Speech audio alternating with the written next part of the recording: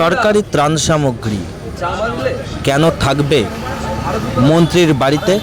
প্রশ্ন তুললেন বিজেপির কর্মীরা, আর সেই ছবি উঠে এলো ইতিমধ্যে আমাদের ক্যামেরায়। ওনার দায়িত্বে উনি মালটা নিতে পারেন। আচ্ছা, ওনার দায়িত্বে যখন উনি মালটা নিলেন, এখানে 23-24 সালেরও পাচ্ছি, 24-25-এরও পাচ্ছি।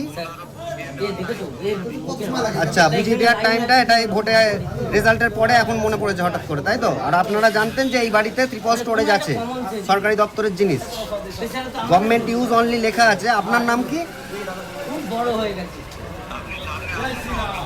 আপনি সামনে আসুন, লেটারটা নিয়ে, রিটার্নের লেটারটা নিয়ে আপনি এখানে আসুন। আমি অফিসে যাব। আপনার নামটা কি বলুন না স্যার, আপনার নামটা কি? আচ্ছা, তাহলে যিনি জানতেন এই বিষয়টি, আপনি তো বললেন চিঠি দিয়ে গেছিল, এদিকে আপনি এখন জানছেন, তো যিনি চিঠি দিয়ে গেছিলেন উনি কার কাছে দিয়ে গেছেন তার নামটা বলুন।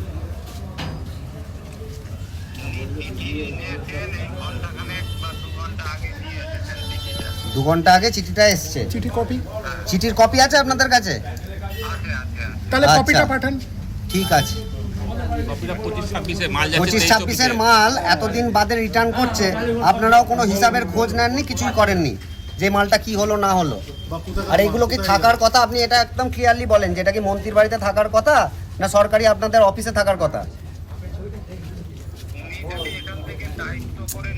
উনি দায়িত্ব করে নিয়ে গেলে ওনার কি এটা এখতিয়ার আছে? উনি দায়িত্ব করে এত ত্রিপল নিয়ে আসবেন ওনার বাড়িতে মন্ত্রী বলে? যেটা সরকারি দপ্তর থেকে বিলি হওয়ার জিনিস সেটা উনি নিয়ে আসবেন বাড়িতে, স্টক করবে? অর্ডার তো হচ্ছে 25-26-এর মাল আছে, অর্ডার 25-26-23-24 এতগুলো সালে ত্রিপল এখানে পড়েছিল, আপনাদের কাছে হিসাব ছিল না? এগুলো স্টক আউট আছে, মন্ত্রীর বাড়িতে পড়ে আছে, এগুলো জানতেন না আপনারা? কারেন্ট মালও আছে, পুরনো মালও আছে, এতদিন ধরে এখানে স্টোরেজ হচ্ছে। ঠিক আছে, আপনার নামটা কি বললেন? রতন গাইন। আর চিঠিটা কার কাছে পাঠিয়েছিল?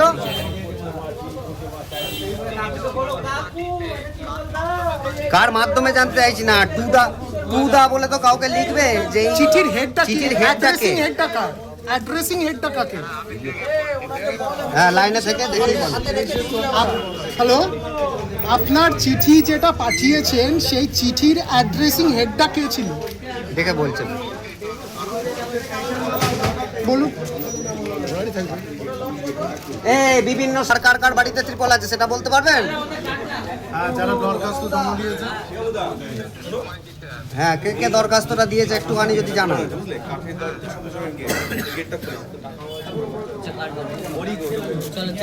আর চিঠির কপিটা দেখতে হবে, আমরা চিঠির কপিটা দেখব। চিঠির কপি। হ্যালো, আপনি একটা অফিসিয়াল মানুষ, তো আপনি একটা অফিসিয়াল পোস্ট হোল্ড করছেন। আমরা এখানে এই ত্রিপলটা ধরা পড়েছে, তো আপনি যে চিঠিটা পেয়েছেন, যে অফিসিয়াল লেটার হেডে যে চিঠিটা এসছে, সেই চিঠির কপি ছাড়া কিন্তু এখান থেকে একটা ত্রিপলও বেরোবে না। আমরা চিঠিটা দেখব, it is we will be verified this, আমরা এটা ভেরিফাইড করব, দেন এখান থেকে কিন্তু এই মাল ডিসপ্যাচ হবে। আদারওয়াইজ তার আগে কিন্তু এখান থেকে এই মাল ডিসপ্যাচ হবে। It's very clear and cut কথা। হ্যাঁ, পাঠান, তারপর আমরা ভেরিফাইড করি, তারপর আমরা আবার ফোন করব আপনাকে, ফোনটা ধরবেন। কিন্তু কথাটা হচ্ছে এখান থেকে ভেরিফাইড হওয়ার পরে এই মাল ডিসপ্যাচ হবে।